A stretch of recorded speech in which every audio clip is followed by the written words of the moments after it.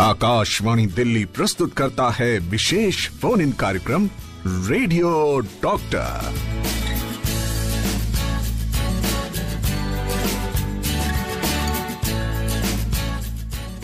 जी, good afternoon, नमस्कार। Programme आप जाने गए हैं रेडियो डॉक्टर और मैं हूं आपकी अपनी गजब की गीतांजलि सोनी। और रेडियो डॉक्टर में हमेशा की तरह एक जो बहुत ही स्पेशल एस्पेक्ट रहता है वो और आपके हमारे डायरेक्ट कनेक्ट का रहता है। और स्पेशली जब डॉक्टर साहब लाइव इन द स्टूडियो हैं तो कितनी सारी ऐसी चीजें हैं जो प्रोबेबली आपको जब आप फेस टू फेस डॉक्टर से डिस्कस करते हैं तो याद न रहे या भूल जाएं, लेकिन with radio doctor you have all the time, because 3 से 4 ये शो आपके लिए हाजिर रहता है। और आज बहुत ही स्पेशल टॉपिक इसलिए भी है क्योंकि आज की जो स्पेशलाइजेशन हम जिसके बारे में चर्चा करने वाले हैं वो आपकी बहुत सारी एस्पेक्ट लाइफ की ठीक कर देता है, यानी कि ENT, ear nose and throat, क्योंकि मेजर जो इश्यूज हैं इसी से रिलेटेड होते हैं। फिर हम आगे डायग्नोज करते हैं क्या वो क्रॉनिक है नहीं है।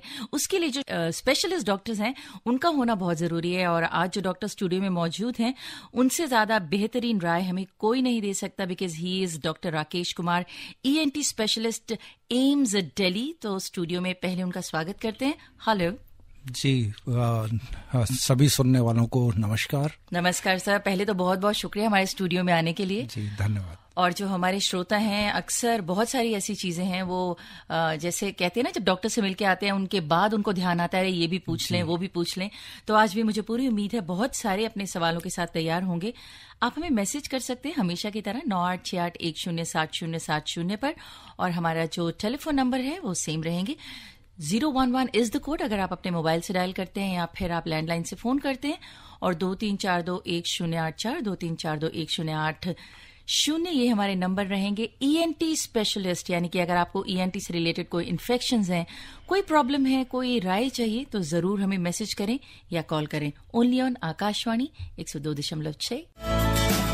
आप सुन रहे हैं विशेष फोन इन कार्यक्रम रेडियो डॉक्टर। अल्लाह का, भगवान का, प्रभु का शुक्र बहुत सारी चीजों के लिए करना चाहिए। अगर देखिए हमारा स्वास्थ्य अच्छा है और हमें सब चीजों से थोड़ी सी तसल्ली है लाइफ में। देखिए थोड़ी बहुत तो चलेगा, शरीर है ना आफ्टर ऑल। लेकिन आज जैसे हमने सोचा था क्योंकि ENT स्पेशलाइजेशन की बात है, ENT इन्फेक्शंस की बात है, तो मुझे लगा चलिए जैसे भगवान ने हमें सिस्टम दिया ear, eyes, nose and throat, इससे करेंगे चर्चा। लेकिन बहुत सारे जो अभी सवाल हैं वो नोज से रिलेटेड इनिशियली आ रहे हैं। तो डॉक्टर साहब पहले आई थिंक फर्स्ट हम अपना सवाल लेते हैं आज का। तो सोनू कुमार जी पूछ रहे हैं बिहार से कि उनके कान में CT से आवाज सुनाई देती रहती है, इलाज करा रहे हैं 3 महीने से, लेकिन कभी लगता है कम हो गया, कभी बहुत ही ज्यादा होने लगता है। और डॉक्टर के पास जाता हूं तो दवाई दे देते हैं, लेकिन मुझे इससे कोई भी मतलब उनको हल नहीं निकल रहा है। और दवाई खाना चाहिए या नहीं खाना चाहिए, क्या करना चाहिए? उम्र बताया है इन्होंने? नहीं, उन्होंने अपनी एज नहीं बताई जी। आमतौर से अगर कान में CT बज रही है तो हम इसमें ये मान के चलते हैं कान की नस में कमजोरी है। अच्छा। तो उसके लिए एक हियरिंग टेस्ट कराएंगे, ENT स्पेशलिस्ट जाएंगे और उसके हिसाब से बताएंगे भाई अगर हियरिंग लॉस है, अगर एक ही कान में है तो हमें कुछ जांच कराने की जरूरत होती है कि कारण क्या है। अगर दोनों कानों में है तो वो एज के साथ साथ होता है। जैसे 50 साल के बाद हम बोलते हैं कि भाई कान की नसें कमजोर हो रही हैं उम्र की वजह से, तो उसमें कोई बहुत ज्यादा टेस्ट करने की जरूरत होती नहीं है। बहुत ज्यादा ध्यान ना दें उस आवाज की तरफ और एक बार जांच जरूर कर लें। अगर बहुत ज्यादा जांचों की जरूरत नहीं है तो बहुत ध्यान देने की जरूरत नहीं है उस तरफ जी। और एक और सवाल है जो अगेन हमारे पास कानों से रिलेटेड है। वो ये पूछना चाह रहे हैं कि उनके जो कान में है वो अक्सर एक व्हाइट कलर की फॉर्मेशन हो जाती है जी। तो क्या ये फंगल इन्फेक्शन है और ड्राइनेस भी रहती है? नहीं, यूजुअली जो व्हाइटनेस जो आ रही है कई बार ड्राइनेस से होता है कि बहुत सारे लोग ईयरबड यूज करते हैं और उससे वो ऑयली सेक्रीशन निकल जाता है। तो उसके बाद जो स्किन की आउटर लेयर है वो व्हाइट लेयर की तरह बाहर आता है। एक तो वो कारण होता है। कई बार क्या होता है जैसे सर के अंदर सिकरी बोलते हैं या डेंड्रफ बोलते हैं जो उनको होता है, तो उनमें कई बार व्हाइट लेयर जमता है। तो अगर उनमें सिर में प्रॉब्लम है तो स्किन स्पेशलिस्ट को मिले, उसके लिए वो शैम्पू वगैरह देंगे कुछ। एक बार हेड का अगर कंट्रोल हो जाएगा तो कान में भी जो पपड़ी आ रही है वो आना बंद हो जाएगी। अच्छा, मतलब जो हेड की डेंड्रफ होती है उससे भी इट कैन इम्पैक्ट जी। अच्छा, देखिए कितनी इंपॉर्टेंट बात पता चली है। कितने सालों से हम लोग इंटरेक्ट करते हैं डॉक्टर से, लेकिन कितनी सारी चीजें हैं जब हम रेडियो डॉक्टर में 1-on-1 बैठते हैं तो बहुत सारी नई चीजें भी पता चलती हैं। और मैं आपसे ना इसी के साथ एक रिक्वेस्ट करना चाहती हूँ, जितने भी श्रोता इस वक्त हमें सुन रहे हैं, कि जो भी सवाल आप हमें लिख के भेज रहे हैं, just try and just right on a very जैसे होता है ना, एक बहुत ही सिंपल तरीके से लिखने की कोशिश करें। आप इतनी लंबी लंबी डिटेल्स लिखते हैं ना, तो उसमें कहीं आपका क्वेश्चन खो जाता है। तो बेसिक जो आपको अभी करंट प्रॉब्लम आ रही है, आप उसको लेकर सवाल पूछेंगे तो बिल्कुल क्लियर आपको रिप्लाई मिल पाएगा। अनूप कुमार रांची से लिख रहे हैं, 54 ईयर्स की उनकी एज है, बीपी शुगर है उनको डॉक्टर साहब, and he had perforation 1 ear drum last 34 years. अभी आप ही बता पाएंगे एग्जैक्टली क्या है। उनको लेस साउंड है, dB, corrected by extra mastoid plates, recent ear leakage, told to wipe regularly with the boro spirit, please tell relief और क्योर, ये पूछ रहे हैं। जी, मुझे लगता है कि एज यंग है, 54 है, और कान के पर्दे में अगर सुराख है तो ऑपरेशन कराना चाहिए। ऑपरेशन से पहले इनको अपना बीपी और शुगर कंट्रोल करना जरूरी है। एक बार अगर जो ईयर ड्रम रिपेयर हो जाएगा तो पस आना बंद हो जाएगा जी। उसके बाद जो भी हियरिंग लॉस है वो हम हियरिंग एड या जब सर्जरी करेंगे तो हियरिंग इम्प्रूवमेंट के लिए भी सर्जरी की जा सकती है जी। सो बेसिकली आई थिंक ये बहुत ही आपको एक संक्षिप्त में आंसर दे दिया गया है। एक बार फिर से सबको ये जरूर बताना चाहते हैं, हर अपने रेडियो डॉक्टर शो में हम कहते हैं कि ये जितनी भी कॉन्वर्सेशंस हमारी आपसे हो रही हैं, based on what ever symptoms आप लिख के डॉक्टर साहब से शेयर कर रहे हैं, अगर आपको लगता है उससे ज्यादा प्लस और माइनस है, एक जनरल फिजिशियन को पहले इनिशियली जरूर दिखा लें और उसके बाद अपने स्पेशलिस्ट के पास भी जाएं। बहुत सारी चीजें डॉक्टर साहब आई थिंक हमें एक बार राइट फ्रॉम द बिगिनिंग दोबारा से बात जरूर करनी पड़ेगी, बिकॉज बहुत सारे लोग जो हमें अभी ज्वाइन कर रहे हैं वो इनिशियली फिर से सेम क्वेश्चन पूछ रहे हैं। तो जितने सारे लोगों ने हमें अभी ज्वाइन किया उनको मैं बता देती हूँ, आप सुन रहे हैं रेडियो डॉक्टर। हमारे साथ स्टूडियो में मौजूद हैं doctor Rakesh Kumar, ENT specialist from AIIMS Delhi, और मैं हूं वही आपकी अपनी गजब की गीतांजलि सोनी। व्हाट्सएप नंबर वही है हमारा 9868107070। आप हमें कॉल भी कर सकते हैं 23421080, 2342108084। 011 इज द कोड अगर आप मोबाइल से डायल करेंगे। आप सुन रहे हैं विशेष फोन इन कार्यक्रम radio doctor. So welcome back to radio doctor. और देखिए, एक बार फिर से मैं सभी को बताना चाहती हूँ, ENT ये बहुत ही बड़ा फैक्टर है, यानी कि हमारी जो सुनने की क्षमता है, which is a ear, nose, सूंघने और महसूस करने की क्षमता है, और थ्रोट यानी कि बोलने की काबिलियत है। ये तीनों चीजें लाइफ में बहुत इंपॉर्टेंट है। और सबसे ज्यादा खास बात यह है कि अगर इसमें से एक भी चीज हमें डिस्टर्ब करती है तो हमारा फोकस काफी ज्यादा शेक हो जाता है। तो I think for the benefit of everyone who has joined us little late, एक बार फिर से आपको बता देते हैं, doctor Rakesh Kumar is in the studio from AIIMS Delhi. He is ENT specialist. So doctor Rakesh, to start with again, एक बार से ये आप प्लीज सबको बताइए कि ENT में कौन ऐसे लोग हैं जिनको ENT स्पेशलिस्ट के पास जाना चाहिए, या फिर किन प्रॉब्लम्स को एड्रेस करना चाहिए? जी, मैं पहला सबसे बात ये करना चाहूँगा कि हमें अपने नाक कान गले की देखभाल कैसे करनी चाहिए जी। तो सबसे पहले जो सबसे इम्पोर्टेंट चीज़ है कि एक तो खुले हवादार जगह पे रहना चाहिए, ओवर क्राउडिंग से बचें जी, और खाने पीने का ख्याल रखें, जिसको हम लोग बोलते हैं पौष्टिक आहार, जिसमें कि प्रोटीन हो, आपके कार्बोहाइड्रेट हो, फैट हो, और पर्सनल हाइजीन बहुत इंपॉर्टेंट है। जैसे कि आप अपने हाथों को, जिससे आप डोर नॉब भी टच कर रहे हैं और बाकी हैंडशेक भी कर रहे हैं, तो नाक में, कान के अंदर और गले में ना डालें, क्योंकि उससे होता है क्या है, इन्फेक्शन, वायरल इन्फेक्शन लगते हैं, और वायरल इन्फेक्शन की कोई दवा नहीं है, वो 7 से 10 दिन लेंगे तो लेंगे ही, और उसके बाद बैक्टीरियल इन्फेक्शन आ सकते हैं। तो जितना हम अपना पर्सनल हाइजीन अच्छे रखेंगे, उससे नाक कान गले का इन्फेक्शन होने का चांस कम रहता है। साथ साथ में ये है कि जैसे बाकी चीजें हम बोलते हैं कि पानी अच्छे से पीना है, हेल्दी लाइफस्टाइल रखना है, आप एक्सरसाइज करिए रोज, और अगर कोई तकलीफ होती है जो आपकी 2-3 दिन में सेटल नहीं हो रही है, या उसके साथ पेन बहुत ज्यादा है, फीवर है साथ में, तब आपको जरूरत पड़ती है कि आप अपने स्पेशलिस्ट से मिले। अदरवाइज वायरल इन्फेक्शन 3 से 5 दिन में सेटल हो जाते हैं, 1-2 दिन में बहुत हाई ग्रेड फीवर नहीं होगा, और आपका सिंपल पैरासीटामोल लेने से या आपके गार्गल करने से, स्टीम लेने से वो सेटल हो जाता है। अगर 3 से 5 दिन में सेटल नहीं हो रहा है, तब डॉक्टर के पास जाने की जरूरत है जी। तो ये आपने बहुत ही ज्यादा संक्षिप्त में, लेकिन बहुत ही मोटा माटी, जिसे हम कहते हैं क्रक्स, निकाल के सबको बता दिए, लेकिन बहुत सारे हमारे मिक्स क्वेश्चंस भी आ रहे हैं। तो डॉक्टर राकेश, आई थिंक एक हम क्वेश्चन लेना चाहते हैं, बिकॉज ये काफी बार पूछ चुके हैं। प्रकाश चंद्रा जी हैं रोहिणी दिल्ली से। He feels giddiness while lying. I understand that this is due to some ENT problem. He understands, तो इसका मतलब उन्होंने दिखाया नहीं अभी तक कहीं। उल्टी आती है साथ में, ये इन्होंने बताया। हाँ जी, आपने सिम्टम्स नहीं लिखे हैं, बस इतना ही लिखा है, उनको गिडीनेस लगती है। जी, गिडीनेस के अगर मैं बोलूं कि हमारी बॉडी का बैलेंस करने के लिए हमें 3 चीजें मेनली चाहिए। ब्रेन चाहिए, कान का जो अंदर वाला हिस्सा है उसमें बैलेंसिंग सिस्टम वो इम्पोर्टेंट है, और साथ में हमारे जो जॉइंट से सेंसेशन आ रहे हैं, आंख से जो हम देख रहे हैं, ये सारे बैलेंस में होंगे तो आपका बैलेंस ठीक रहेगा। इनमें से कोई भी चीज गड़बड़ होने से चक्कर आने लगते हैं, इसको हम गिडीनेस बोलते हैं लूज टॉक में, कि भाई इम्बैलेंस हो रहा है जी। सबसे ज्यादा कॉमन कॉज ईयर का होता है, लेकिन ईयर के कॉज में जो गिडीनेस होता है उसके साथ उल्टी आती है, या उल्टी आने का मन करेगा, जिसे नोजिया बोलते हैं। अगर वो नहीं है तो हमें बाकी चीजें देखना पड़ता है, जैसे कि गर्दन में दर्द तो नहीं है, सर्वाइकल स्पॉन्डिलोसिस है, या जॉइंट का इशू है, या कई बार क्या होता है जैसे जिनको शुगर है, सडनली आपका शुगर लो हो गया, तो जो उसमें जो सेंसेशन होता है ना कि आंखों के आगे अंधेरा होना, लोग उसको भी गिडीनेस बोलते हैं। तो आंखों के अंधेरा होना अलग चीज है, और पूरा कमरा घूमना, सर घूमना, उसको गिडीनेस बोलते हैं। ओके, तो बिकॉज आपने ज्यादा सिम्टम तो नहीं बताए हैं, लेकिन आई थिंक थोड़ी सी आपको क्लैरिटी अपने सवाल से जरूर आ गई होगी।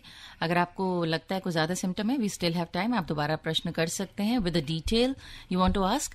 अलोका 52 years old, homemaker from Noida, and she's mentioning, I'm suffering from allergy-like symptoms while I lie down to take rest during night or afternoon sometimes, running nose sometimes, मतलब वो कह रही नाक बंद भी हो जाता है, डेली होता है ये, स्लीप डिस्टर्ब हो जाती है, अनईजीनेस रहती है, 2 बार कोविड हो चुका है, माउथ एंड थ्रोट ड्राई लगते हैं, प्लीज गाइड मी। उनको लगा एक ही समय में मैं सारी सिम्टम्स बता दूं जी, तो क्या एडवाइस है लोका के लिए? मुझे 1-2 चीजें लग रही हैं, जैसे बता रही हैं कि लेटने पे दिक्कत बढ़ रही है, दिन में उतना नहीं रहता है, तो कई बार क्या होता है जिसको हम लोग बोलते हैं ऑब्स्ट्रक्टिव स्लीप एपनिया, OSA, तो उन लोगों में क्या होता है कि खासतौर से जिनका वेट थोड़ा ज्यादा है, या जिनकी मसल टोन कम है, जैसे जिनको डायबिटीज है, हाइपरटेंशन है, एक्टिविटी नहीं है, उन केसेस में क्या होता है जब आप लेटते हो तो जो हवा जाने का रास्ता है वो थोड़ा नैरो हो जाता है, और हमें पहले खर्राटे आते हैं,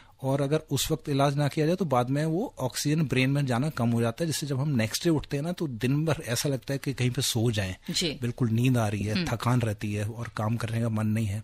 अगर वो है तो मैं इनको कहूंगा कि जो पल्मोनरी मेडिसिन वाले डॉक्टर होते हैं या जनरल मेडिसिन वाले हैं उनके पास मिलें तो जरूर स्लीप टेस्ट करके वो पता कर लेंगे। जहां तक नाक से पानी आने का सवाल है तो सबसे पहले देखना पड़ेगा किस चीज से दिक्कत है। कुछ लोगों में क्या होता है कि टेम्परेचर चेंज से, जैसे ही सुबह सुबह उठे एकदम से छींके आने लगी, नाक से पानी आने लगा, तो इसका मतलब है उनको सडन टेम्परेचर चेंज सूट नहीं कर रहा है, तो वो चीज अवॉइड करनी है।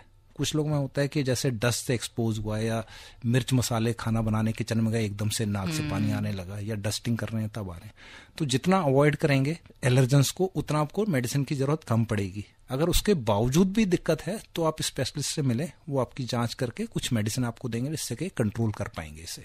जी बहुत बहुत शुक्रिया doctor Rakesh, and I think you have got the answer Aloka. Callers भी लगातार हमसे जुड़ रहे हैं, तो पहला कॉलर अपने शो का ले लेते हैं हम।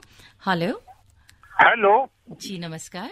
हाँ नमस्कार मैम, जिया चट्टा बोल रहा हूँ। जी चड्डा जी नमस्कार, पूछिए आज क्या पूछना चाहते हैं? डॉक्टर साहब को भी नमस्कार। जी नमस्कार। डॉक्टर साहब जैसे आपने बताया ENT तीनों इंटरलिंक हैं, तो जैसे गला खराब होता है ना उसके बाद कान में भी पेन होने लग जाती है, तो इसका क्या कारण है? मुंह का, गले का और कान का नस और यहाँ तक कि गर्दन के ऊपर वाले हिस्से का नस सेम होता है। जैसे हम लोग बोलते हैं कि जो सर्वाइकल नर्व्स आती हैं C2 C3 जी, जब अगर एक जगह पर नस इरिटेट हो रही है तो उसका पेन हमें दूसरी जगह पे महसूस हो सकता है, जिसको हम लोग रेफर्ड पेन बोलते हैं जी। तो अगर आप डॉक्टर को दिखाएंगे कि कान में दर्द हो रहा है और वो देखेंगे कान नॉर्मल है, तो वो फिर बाकी चीज चेक करते हैं, गले में दिक्कत तो नहीं है, कि गले में इन्फेक्शन है तो उससे भी कान में दर्द हो सकता है जी। या कई बार क्या होता है गर्दन में दर्द है ऊपर की तरफ, या दांत में दर्द है, वो भी कान में फील होता है। तो ये इस वजह से होता है क्योंकि नस की सप्लाई सेम है। आपसे बात करते करते बिकॉज हमने अभी आलोका का कॉल लिया था, आई मीन मैसेज लिया था, तो उन्होंने उसका रिप्लाई किया कि वो काफी फिट और एक्टिव हैं, उनको वेट में इश्यू नहीं है, she is thin, her weight is 55 kgs, so that way she is saying कि वो वेट की वजह से उनको ब्रीदिंग इश्यू नहीं है जी। तो वो जो आपको बताए हैं वो थोड़ा सा अपना परहेज रखें, साथ में क्या है कि गर्म पानी की भाप ले लें नाक से और मुंह से, तो थोड़ा सा ब्लॉकेज खुल जाएगा। अगर उससे भी सेटल नहीं होता है तो एक बार जांच जरूर करा लें। कई बार नाक की हड्डी टेढ़ी होती है, उससे भी नाक बंद हो सकता है, जो लेटने से ज्यादा दिक्कत है, तो वो एक बार चेकअप कराना ठीक रहेगा फिर। जी, और आपको प्रणाम कह रहे हैं। नाम लिखा नहीं है आपने अपने मैसेज में, उन्होंने अपनी पूरी जन्म तिथि भी लिख के भेजी है, 25 सितंबर 1966। वो ये कह रहे हैं, नहाने के बाद मुझे ईयरबड से कान साफ करने की आदत है, क्या ये आदत ठीक है? कुछ लोग कहते हैं कि कान में वैक्स का होना जरूरी है, please tell me it's wrong और correct, thanks and okay yes, नाम दिया नीचे देवदत्त। जी देवदत्त जी, बिल्कुल आपने सवाल अच्छा पूछा और मैं बोलूंगा बिल्कुल नहीं करना। कान के अंदर ईयरबड बिल्कुल नहीं डालना, क्योंकि और ईयरबड के जो कंटेनर पे देखेंगे उसमें लिखा है ओनली फॉर एक्सटर्नल यूज। आप जब कान को अंदर से साफ करते हैं उसका साइज इतना बड़ा होता है कि वो वैक्स बाहर तो आएगा नहीं, वो अंदर और पुश हो जाता है, और अगर किसी ने बाई चांस किसी का हाथ लग गया, आपका हाथ झटके से अंदर चला गया, तो कान के पर्दे में डैमेज हो सकता है। तो वैक्स इसलिए जरूरी होता है कि एक चिपचिपा पदार्थ है जो ईयर का लाइनिंग में लगा होता है, जिससे कि कोई रेंगने वाली चीजें या डस्ट उसमें ट्रैप हो जाए। अगर हम उसे वैक्स को निकाल देंगे तो रेंगने वाले से चींटी वगैरह कान में इजीली अंदर जाके और कान के पर्दे को डैमेज कर देगी। तो आपको कान बिल्कुल साफ नहीं करना। कान की बनावट ऐसी होती है कि अपने आप साफ होता रहता है। कुछ लोगों में जिनमें टेंडेंसी होती है कान का वैक्स अंदर ही रहने की, उनको डॉक्टर के पास जाके क्लीन कराना होता है। वो 6 महीने में एक बार जाएंगे तो वो काफी रहता है। माय गॉड, आप देखिए, मैं स्टूडियो में आपके साथ बैठी हूँ, हम लोग सब आपके जरिए सवाल पूछ रहे हैं। मैं आप सबको भी बहुत बहुत धन्यवाद देना चाहती हूँ, क्योंकि आपके सवालों के जरिए मुझे बहुत सारी चीजें ऐसी पता चल रही हैं जो सालों से शायद मैं भी गलत करती आई हूँ। तो बहुत बहुत शुक्रिया आप सबका जो हमसे सवाल पूछ रहे हैं, और डॉक्टर साहब का तो बहुत बहुत शुक्रिया है ही जो स्टूडियो में मौजूद है और इतनी ढेर सारी इन्फॉर्मेशन हम सबसे शेयर कर रहे हैं। एक बार फिर आपको बता देती हूँ, आप इस वक्त ट्यून इन है रेनबो एफएम पर। मैं वही हूँ आपकी अपने गजब की गीतांजलि सोनी। हमारे साथ हैं doctor Rakesh Kumar, ENT specialist AIIMS. और ये बहुत जरूरी है आपके लिए जानना कि ENT से रिलेटेड जो भी आप सवाल हमसे पूछ रहे हैं, अगर आपको उसकी डिटेल इन्फॉर्मेशन चाहिए तो प्लीज थोड़ा सा अपने वेट के बारे में बताएं, अपनी एज के बारे में बताएं। अगर आपकी लॉन्ग स्टैंडिंग प्रॉब्लम है तो आप थोड़ा सा उसके बारे में भी डिटेल में बताएं। आप सुन रहे हैं विशेष फोन इन कार्यक्रम रेडियो डॉक्टर। जी बिल्कुल, radio doctor is the show, और जैसा आप सभी जानते हैं आपके सभी सवालों का जवाब लगातार आपको यहाँ मिल रहा है। तो without any further ado, I think we'll start with another question round. आपको नमस्कार कह रहे हैं राजू कुमार जी आजमगढ़ से। नमस्कार। और वो कह रहे हैं कान में कभी कभी अचानक से सीटी की आवाज सुनाई देने लगती, क्या सर ये कान की बीमारी के लक्षण है? सीटी बजने के कई कारण हो सकते हैं। जैसे एक पहले हमने बात की कि कान का नस कमजोर होना जी। इसके अलावा जो कॉमन कारण है वो कान में कई बार वैक्स जब होता है ना, और वैक्स कई ईयर कैनाल को ब्लॉक कर दे तब भी सीटी की आवाज आती है। ओके। या कई बार जुकाम होता है, उसके बाद कान बंद हो जाता है, फिर आप नाक को साफ करते हैं तो उसमें से भी स्क्वीकिंग आवाज निकलती है सीटी की। तो अगर जुकाम नहीं है और अगर कान चेकअप करा लिया है, वैक्स भी नहीं है, तो एक बार हियरिंग की जांच कर लें। ओके। उसके बाद उसके हिसाब से आगे इलाज किया जा सकता है। हमारे पास कान के और नाक के काफी सवाल आ रहे हैं। अब गलों की भी झड़ी लग गई है डॉक्टर राकेश। वो कह रहे हैं उनके गले में जो है वो बलगम अक्सर चिपकी रहती है। मेरा और उनकी जो मम्मी जी हैं वो उनकी ठंडी तासीर लिख रहे हैं वो टिपिकली। कोई टैबलेट आती है क्या जो इसको मेल्ट करके बाहर निकाल सके? वैसे मैं गले को खूब साफ करने की कोशिश करता हूँ, वो हेल्प चाहते हैं। नहीं, उसमें ऐसी कोई टैबलेट लेने की जरूरत नहीं है। 2 कारण से हो सकता है कि जो गले में ऐसे लग रहा है कि बलगम चिपकी हुई है, या तो साइनस से कुछ सिक्रीशन जा रहे हैं जो गले में टपक रहे हैं जी, या एसिड ऊपर आ रहा है जिसकी वजह से स्वेलिंग हो रही है और ऐसे लग रहा है गले में कुछ फंसा हुआ है। तो दोनों के लिए एक चीज करना जरूरी है। एक तो गर्म पानी की भाप ले लें, जिससे जो सिक्रीशन होंगे जो थोड़े सख्त हैं, टाइट हैं, वो थोड़े लूज हो जाएंगे, जिससे इजीली कफ आउट कर पाएंगे। पहली बात। दूसरी बात ये है कि बहुत ज्यादा लंबे टाइम तक खाली पेट नहीं रहना।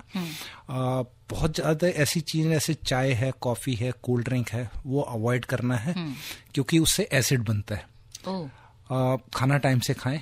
अगर लेडीज हैं तो फास्ट बहुत करती है, तो ऐसे लंबे टाइम तक खाली पेट ना रहें, और उठने के 1 घंटे के अंदर कुछ सॉलिड खा लें। क्योंकि ज्यादातर मैंने देखा है जो हमारी बहनें हैं, माताएं हैं, वो सुबह सबको खिलाती हैं, खुद वो 11 बजे खाती हैं और उठती वो 4-5 बजे हैं। तो उठने के पहले अपना खा लें, जिससे कि बाकियों को तो वो खिलाती रहेंगी और अपना वो खाना मिस ना करें। तो देखिए कितनी इंपॉर्टेंट बातें हैं कि आपको एक अपनी जो बेसिक रूटीन है ना, उसमें भी बहुत ट्वीकिंग करनी पड़ती है, उसको भी एडजस्ट करना पड़ता है in order to have a healthy lifestyle. Another question we have from Deepak. He's from Bhatinda, sir. वो कह रहे हैं कि रात को 2-3 बजे आंख खुलती है, फिर खांसी आने लगती है, पानी पीने के बाद लगता है कि गले में कुछ फंसा हुआ है, जो पानी पीने से नीचे चला गया है, खांसी ठीक हो जाती है, ऐसा क्यों होता है? जी, एक बार जांच कराने की जरूरत है, क्योंकि जैसे अभी हम बात कर रहे थे एसिड ऊपर आना, अगर आप खाना खाने के इमीडिएटली बाद लेट जाते हैं ना, तो एसिड कई बार गले में आता है और उससे एकदम खांसी आएगी और आपकी नींद खुल जाएगी। दूसरा क्या होता है कि कई बार जैसे आप लेटे हुए हैं, स्वालो तो नहीं कर रहे हैं, तो स्पूटम काफी सारा इकट्ठा हुआ, सडनली आपने स्वालो किया तो कुछ पार्ट आपका जो बोलने का जो लैरिंग्स है उसमें चला गया, फिर आपको खांसी आएगी। तो एक बार चेकअप करा लें, क्योंकि एज पे डिपेंड करता है, और ये हमें देखना पड़ेगा कि भाई कोई ऐसा उसका थूक का या एसिड का कुछ हिस्सा हमारे वॉइस बॉक्स में तो नहीं जा रहा है। ओके, तो उसके लिए चेकअप करा लें। ऑलराइट। सो हमारे पास एक और सवाल है SS मिश्रा साहब नागपुर से। वो पूछ रहे हैं कि 72 साल के हैं and he suffering from tinnitus in his left ear and having low hearing. Sometimes I also have vertigo and vomiting. Now it's a frequency increased. I am taking Vertine 16 mg twice and Spin-Free twice a day. Please advise how to get complete cure. SS Mishra Nagpur से।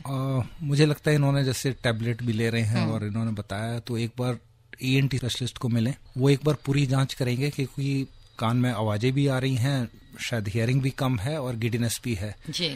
तो पहली बात तो जो अभी इनको करने की जरूरत है, एक तो ड्राइविंग ना करें और मॉर्निंग वॉक या इवनिंग वॉक अंधेरे में ना करें, और आसपास जो इनका घर है उसमें आप आसपास क्लटर नहीं होना चाहिए, जिससे कि रात में उठे वो कहीं पैर फंस जाए और गिर जाए। तो 0 वाट का बल्ब ऑन रखें, आसपास के छोटी मोटी चीजें वायर और सब हटा के रखें, और स्ट्रेजिक प्लेस पे वो जैसे होता है ना रेलिंग, आपने टॉयलेट में एक रेलिंग हो, बाई चांस चक्कर आए तो आप पकड़ लें, जिससे कि गिर के कोई फ्रैक्चर वगैरह ना हो जाए। लेकिन जांच करानी जरूरी है जिससे कि उसका इलाज हो सके, लेकिन एक्टिव रहना है, ये नहीं कि बिस्तर पे लेटे रहे। जी। तो देखिए, लाइफस्टाइल की बार बार डॉक्टर साहब हर क्वेश्चन के बाद आपको एक एडवाइस दे रहे हैं कि अपनी लाइफस्टाइल को भी आपको एडजस्ट करना ही पड़ेगा। During the end of the show एक मैं कंसोलिडेटेड लाइफस्टाइल स्किल्स में डॉक्टर साहब से जरूर रिक्वेस्ट करूंगी, हमें बताएंगे सबको।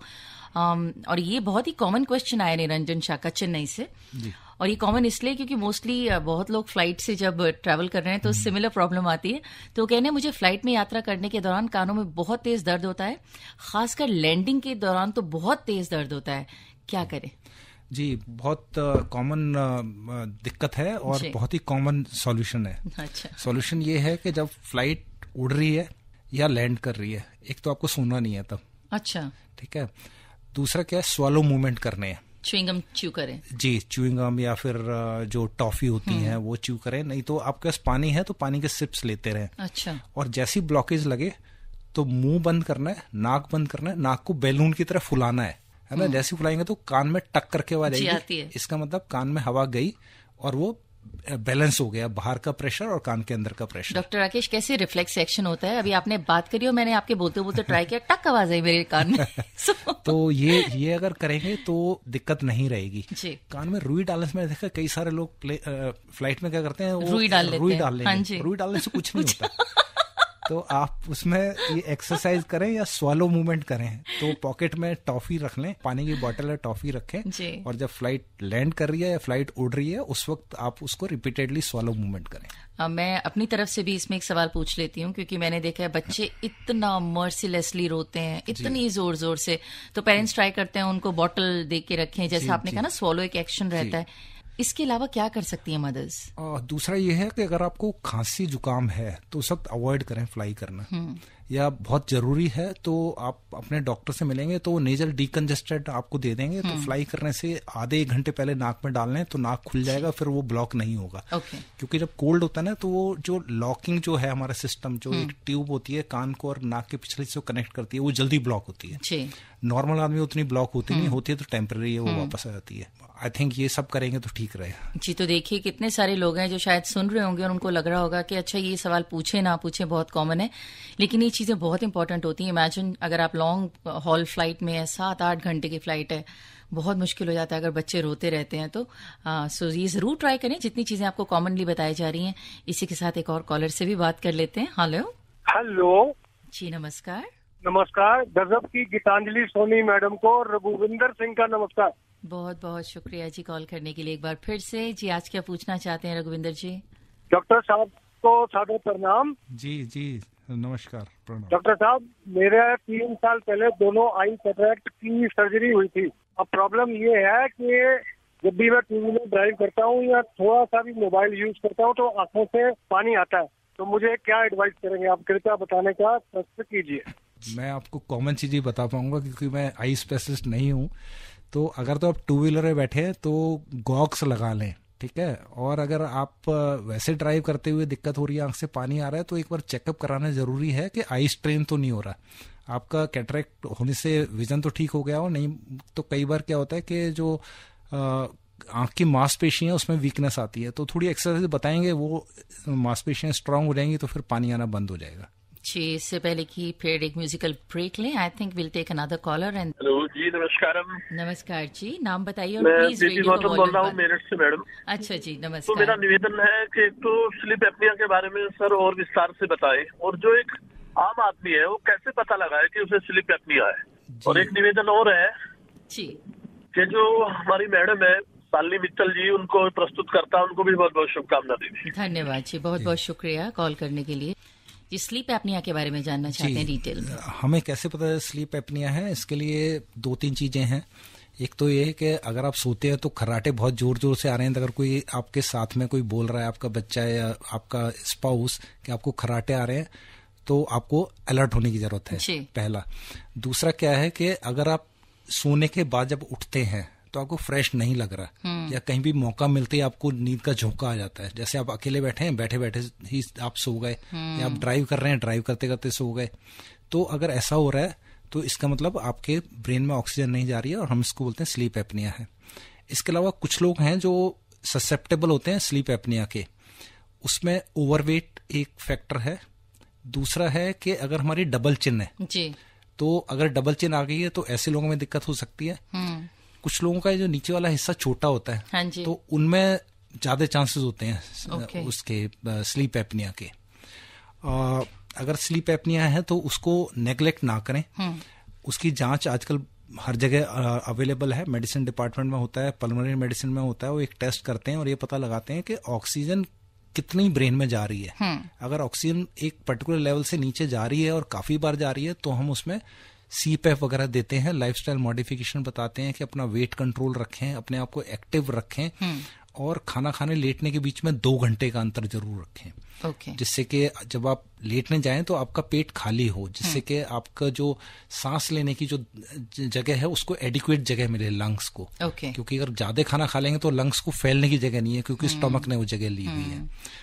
देखिए, आई एम रियली अमेज्ड कि so many things which probably हम लोग कंसिडर ही नहीं करते, वो हमारे जो ENT खासकर आज का हमारा टॉपिक है, उसमें अगर जो प्रॉब्लम्स आ रही हैं उसके लिए कितना ज्यादा महत्वपूर्ण है उसको अंडरस्टैंड करना।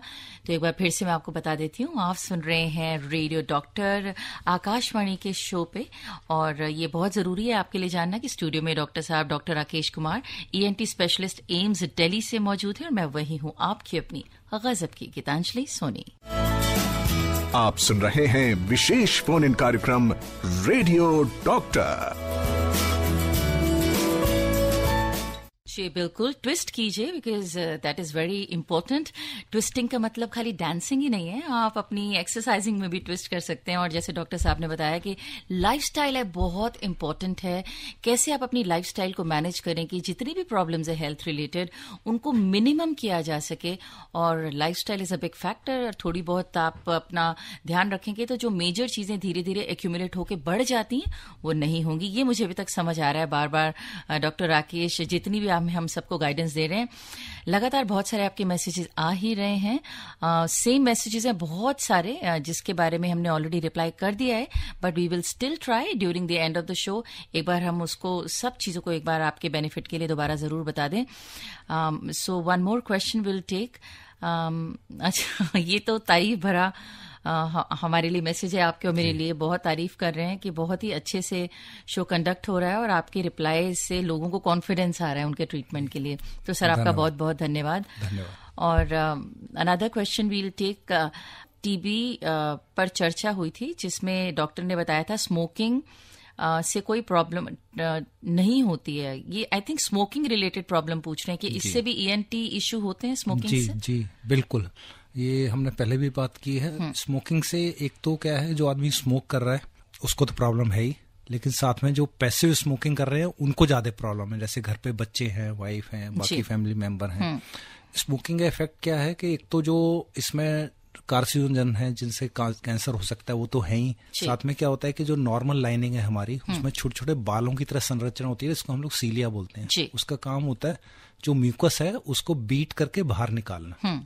तो जब वो बीट करता है तो या तो मुंह में आएगा तो हम उसको स्पिट आउट करेंगे, या जो चेस्ट से वो मुंह की तरफ लेके आएगा तो हम या तो उसको स्वॉलो करेंगे या स्पिट आउट करेंगे। जब वो सीलिया काम नहीं करते तो वो प्रॉपर क्लीनिंग नहीं हो पाती। क्लीनिंग नहीं होगी तो उसमें इन्फेक्शन ज्यादा होंगे, अगर कफ कोल्ड होगा ज्यादा दिन तक रहेगा। तो स्मोकिंग से कोई फायदा नहीं है, नुकसान ही है। और सिर्फ स्मोकिंग करने वाले को नहीं, जो घर में बाकी मेंबर हैं उनको ज्यादा होता है, क्योंकि छोटे बच्चे गहरी सांस लेते हैं, पूरा स्मोक उनके अंदर जा रहा है। तो स्मोकिंग तो बिल्कुल ना करें। स्मोकिंग से नुकसान ही नुकसान है। कैंसर एक तो बड़ी चीज है, इसके अलावा जो बार बार इन्फेक्शन होना, रेजिस्टेंस कम होना, बच्चों में वेट कम होना, माओं में जो बच्चे का इंट्रायूट्राइन ग्रोथ जो कम हो जाती है, बच्चे कम वेट के साथ पैदा होते हैं, वो सब प्रॉब्लम है। तो देखिए कितनी सारी दिक्कतें हैं। और ये जो सर अल्टरनेट भी आजकल के यंगस्टर्स ने ढूंढ लिए है ना, कि स्मोकिंग नहीं करते लेकिन हम वो उसको क्या कहते हैं आजकल, इलेक्ट्रॉनिक सिगरेट। My God. और इसको बच्चे, बिकॉज मैं थैंकफुली बहुत सारे कॉलेज में एज अ विजिटिंग फैकल्टी जाती हूँ, तो बच्चे वहां पे मुझे जस्टिफाई करते हैं कि मैम ये तो पुराने जमाने में जैसे हुक्के पीते थे ना मैम, उसमें तो तंबाकू होती थी, ये तो सिर्फ धुआं निकलता है। तो सर इस पे भी थोड़ी सी प्लीज अपनी राय प्रकट करें। जी, मुझे लगता है कोई भी चीज जो आर्टिफिशियल बनाई जा रही है, हो सकता है आज की डेट में लोग बोलें कि कोई नुकसान नहीं है, वो उसका इफेक्ट आने में 5-10 साल लगते हैं, कोई रिसर्च होगी तभी उसके बारे में बताए जाएंगे। लेकिन कोई भी चीज आप एक्स्ट्रा ले रहे हैं जो आपके स्वास्थ्य के लिए क्वेश्चनेबल है या क्लियर कट है कि फायदा नहीं है, तो उसको क्यों लेना है? आप अपना पैसा भी वेस्ट कर रहे हैं और हेल्थ भी वेस्ट कर रहे हैं, तो जरा डबल मार हो गई आपको। बिल्कुल, डबल वैमी जिसे कहते हैं ना। तो देखिए ये भी एक बहुत इम्पोर्टेंट बात थी। अब बार बार जो है डॉक्टर राकेश, मेरा ध्यान घड़ी की तरफ जा रहा है, तो मुझे लगता है कि कुछ ऐसी चीजें हैं जो हम कंसोलिडेटेड सब लोगों के लिए बता सकते हैं। तो मैं एक बार आपसे दोबारा पूछना चाहती हूँ कि अगर हम आज के माहौल की बात करें, तो आपने इनिशियली बताया था कि अपने ENT हेल्थ का ध्यान रखना बहुत जरूरी है, तो कुछ क्विकली स्टेप्स बता दीजिए कैसे किया जाएगा। जी, नाक के लिए मैं बोलूंगा नाक को बहुत जोर से साफ ना करें। अच्छा। अगर नाक में सिक्रीशन है अंदर की तरफ लेके मुंह से आप स्पिट आउट कर सकते हैं। नाक में उंगली बिल्कुल ना डालें क्योंकि उससे ब्लीडिंग हो सकती है। कान में हमने सबसे इम्पोर्टेंट चीज है कि कान में ईयरबड डाल के साफ नहीं करना है जी। अगर कान में दर्द है तो उस दर्द के लिए कारण सिर्फ कान में ही नहीं, दांत में, गले के भी कारण हो सकते हैं। जो थ्रोट है उसमें इन्फेक्शन जो है, हमारे वायरल इन्फेक्शन सबसे ज्यादा होते हैं और वो हमारे टच से होते हैं, एक पेशेंट से, एक आदमी से दूसरे आदमी को होते हैं। स्पेशली स्कूल में अगर देखेंगे एक बच्चे का गला खराब है तो पता लगता है 4-5 बच्चों के गले खराब हो गए। तो उसमें अपने हाथ धोते रहें और अपने खाने पीने का ख्याल रखें, फ्रेश एयर में रहें, एक्टिव रहें उसके लिए। और जो अगर आप भोजन पौष्टिक खा रहे हैं तो बहुत ज्यादा सप्लीमेंट की जरूरत नहीं है। सनलाइट को जरूर एक्सपोज करें क्योंकि उससे हमें विटामिन डी मिलता है, और ये देखा गया है विटामिन डी जिनमें एडिक्वेट होता है उनमें नाक, कान, गले के इन्फेक्शन कम होते हैं, या होंगे तो उनकी सीवियरिटी कम होगी। ओके। तो देखिए ये तो एक आपको बेसिक चीज बताई दी है कि ये आपको कैसे ध्यान रखना है। सर दूसरी बात इम्पोर्टेंट बहुत ये भी हो जाती है कि आजकल जैसे हमारा जो खान पान है वो भी बहुत तला भी है, उसमें पैक्ड फूड भी है, ये सब चीजें भी इम्पैक्ट करती? जी जरूर, क्योंकि जो टेस्ट के लिए हम खा रहे हैं, चेंज के लिए खा रहे हैं, वो सिर्फ उतना ही होना चाहिए, टेस्ट या चेंज। उसको आप रेगुलर ना करें। रेगुलर तो जो घर पे बनाया वो खाना है या प्रॉपरली कुक्ड खाना है वही आप खाएं। जंक फूड जिसे बोलते हैं, जंक बोलने का मतलब है वो जंक ही है, जंक ही है बिल्कुल। तो उसका टेस्ट जरूर है लेकिन उसकी जो पौष्टिक, जो उसकी वैल्यू है, न्यूट्रिशनल वैल्यू, वो उतनी नहीं है, तो लॉन्ग टर्म में वो तो आपको फायदा नहीं करेगा। जी, और कोई ऐसी बेसिक एलर्जीज हैं जिनका लोगों को ध्यान रखना है? डस्ट से काफी कॉमन है, टेम्परेचर चेंज से है, लोगों को जिनको एलर्जी है स्ट्रॉन्ग स्मेल से भी होती है। घर में पेट्स हैं या कारपेट आपने रखे हुए हैं तो उसमें डस्ट ज्यादा ट्रैप होती है, तो उसमें आप ये कोशिश करें, अगर किसी को एलर्जी है तो कारपेट यूज ना करें।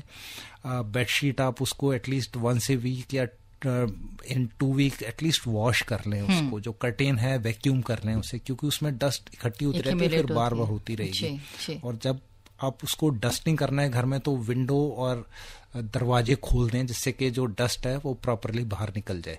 जी, तो देखिए ये भी बहुत बड़ा फैक्टर हो गया। तीसरी चीज, जब मैं सारे मैसेजेस पढ़ रही थी और उसमें बहुत ही कॉमन निकल के आ रही थी, दे वर सेइंग कि हम लोग बाहर, बिकॉज हम कॉमन व्हीकल से भी जाते हैं, हम लोग मार्केट प्लेस में खुला ट्रैवल करते हैं और हमें मास्क लगाने से घुटन होती है, तो कुछ ऑल्टरनेट है उसका? मास्क लगाने से बिगिनिंग में जरूर थोड़ा लगता है कि भी घुटन हो रही है, तो एक तो तरीका है, अगर वो बहुत घुटन है तो आप जो व्हीकल के विंडो खोल दें जिससे कि हवा क्रॉस होती रहे। अगर आपने एसी ऑन किया तो उसको ना रीसर्कुलेट मोड पे ना रखें, उसको फ्रेश एयर मोड पे रखें, नहीं तो वही एयर बार बार रीसर्कुलेट होती है, तो एक का इन्फेक्शन दूसरे को हो सकता है। पब्लिक प्लेस में क्राउड को अवॉइड करना है। एक बार जहां भी आपको मौका मिले आप अपने हाथ धो लें और उस फेस को टच ना करें। जैसे आईज को हम रब करते हैं, नाक को मुंह पे रब करते हैं, वहां से वायरल इन्फेक्शन आपके पास आएगा। अच्छा, आजकल मैंने देखा है डॉक्टर साहब, लोग वो भी रखते हैं बहुत ही ना, हैंड सैनिटाइजर, एक मिनट में सैनिटाइज करते हैं। Is it a good habit? उतना भी नहीं है क्योंकि उतना फिर वो कहते हैं ना, वो बहुत ज्यादा हो गया कि उतना करने की जरूरत नहीं है। लेकिन आपको बीच में जैसे आपको लगा कि आपने ऐसी चीज टच की जहाँ पे इन्फेक्शन हो सकता है, जैसे कॉमन एरिया, जैसे आप वॉशरूम गए जी, फिर आपको हैंड वॉश कर लेना चाहिए। या आप पब्लिक प्लेस में हैं, आप घर में हैं तो उतना इशू नहीं होता है, लेकिन कई बार ऐसा है कि पेशेंट इसको कफ कोल्ड है, वहां से आ रहे हैं, तो जरूर अपना हैंड वॉश कर लें, मुंह को धो लें साबुन से। जी, अब सबसे ज्यादा इम्पोर्टेंट सवाल जो कि जब कार्यक्रम स्टार्ट हुआ था ना सर, तभी से मेरे दिमाग में था, क्योंकि हम अपने शो में चर्चा करते हैं कि नीम हकीम खतरा जान कभी ना बने, और जो अभी भी काफी सारे सवाल आए थे, कोई देसी इलाज बताएं, कोई देसी नुस्खा बताएं। ऐसे कान साफ करने के लिए आप देखेंगे बस स्टैंड में, बसेस के अंदर, रेलवे स्टेशन पे कान साफ करने वाले बहुत बैठे होते हैं, और टू माई सरप्राइज बहुत सारे लोग उनके पास बैठ के साफ भी कराते हैं। उनके जो टूल्स होते हैं क्लीन नहीं होते, बहुत सारी प्रॉब्लम और हो सकती हैं। सर प्लीज इस पे थोड़ी सी लाइट डालें। जी, एक तो ये बात है कि जैसे आपने बोला स्टरलिटी इशू है कि वो क्लीन नहीं होंगे, वही इंस्ट्रूमेंट लेके वो घूम रहे हैं सुबह से लेके शाम तक, वही हाथों से, उन्हीं हाथों से, एक अगर कान में इन्फेक्शन है उसी हाथों से आपका कान साफ कर रहे हैं तो आपके कान में भी इन्फेक्शन हो जाएगा। एक तो ये बात है। दूसरा बात क्या है कि वो ट्रेंड नहीं है, तो उनको पता नहीं कि कान का पर्दा कहाँ है, और प्रॉपर लाइट भी नहीं है, इक्विपमेंट प्रॉपर नहीं है, तो उससे डैमेज होने का ज्यादा चांस है। हमने कई बार ऐसा देखा है कि कान की हड्डियां तक उन्होंने हिला दी या कान के पर्दे फट गए, तो उसमें काफी दिक्कत हो सकती है। तो आप ऐसे जो प्रॉपर स्पेशलिस्ट नहीं है वहां पे ना जाएं, क्योंकि कान जब आप स्क्रैच करते हैं तो अच्छा लगता है, तो लोगों को लगता है चलो खाली बैठे तो कान ही साफ करा लें, तो उससे नुकसान होने की बहुत संभावना है। जी, अब देखिए ये भी बहुत इंपॉर्टेंट बात है। और दूसरी चीज ये है, ये जो कान में हम देसी तेल बना के डालते हैं, प्याज का रस डालते हैं गर्म करके, is it a good idea to do? नहीं, उससे कितना फायदा होगा पता नहीं, नुकसान हो सकता है। अगर कान के पर्दे में सुराख है, आपने तेल डाली है तो कान से पस आना स्टार्ट हो जाएगा, या अगर ज्यादा गर्म चला गया तो डैमेज हो सकता है। बाकी तो जो ह्यूमन बीइंग की जो बॉडी है वो एक परफेक्ट मशीन है, वो ऑलरेडी उसमें नेचुरल ऑयल है, तो उसमें ऊपर से डालने की जरूरत नहीं है। तो देखिए सवाल तो अभी भी बहुत हैं और बहुत सारी चीजें हैं जो मैं पर्सनल लेवल पे डॉक्टर साहब से पूछना चाहती हूँ, लेकिन हम इस उम्मीद के साथ कि डॉक्टर राकेश दोबारा से स्टूडियो में हमारे साथ हाजिर होंगे यहाँ पर, और आप सबके जो इतने ढेर सारे सवाल आ रहे हैं उसका जवाब भी देंगे। फिलहाल के लिए अपने श्रोताओं को एक बार फिर बता दें कि आप हमारे साथ जुड़े हुए हैं अभी भी स्टूडियो में। प्रोग्राम है रेडियो डॉक्टर और मैं हूँ आपकी अपनी गजब की गीतांजलि सोनी। आपके सवालों कि जो जिसका हम क्रक्स कहते हैं ना, क्विकली डॉक्टर साहब एक हम क्रक्स सबको बता दें आपके हिसाब से कि ENT का जो बेस्ट डायग्नोसिस है, अगर किसी को लगता है उनको प्रॉब्लम है तो उनको कैसे अप्रोच करना चाहिए डॉक्टर को? जी, पहले जो आपके जनरल फिजिशियन है, फैमिली फिजिशियन, उनको दिखा लें। अगर उनको लगता है कि आपको स्पेशलिस्ट को जाना है तो फिर जरूर जाएं, या आपने एक दो बार दिखा लिया और फायदा नहीं हो रहा है तो आपको स्पेशलिस्ट को दिखाना जरूरी है। जी, अब बहुत सारे सवाल हैं, लेकिन अभी के लिए मैं doctor Rakesh Kumar who is ENT specialist AIIMS Delhi, उनको बहुत बहुत शुक्रिया अदा करना चाहती हूँ। आप हमारे स्टूडियो में आए, आपने इतने सारे क्वेश्चंस का आंसर किया sir, thank you so very much. और अभी आप सबको इतना कहना चाहती हूँ, अपना ध्यान जरूर रखें, और जैसे डॉक्टर साहब ने कहा है ना, अपना लाइफस्टाइल उसको चेंज करना बहुत जरूरी है, डोंट फॉरगेट अबाउट इट। अभी आप आकाशवाणी दिल्ली से विशेष फोन इन कार्यक्रम रेडियो डॉक्टर सुन रहे थे। कार्यक्रम की प्रस्तुतकर्ता थी शालिनी मित्तल।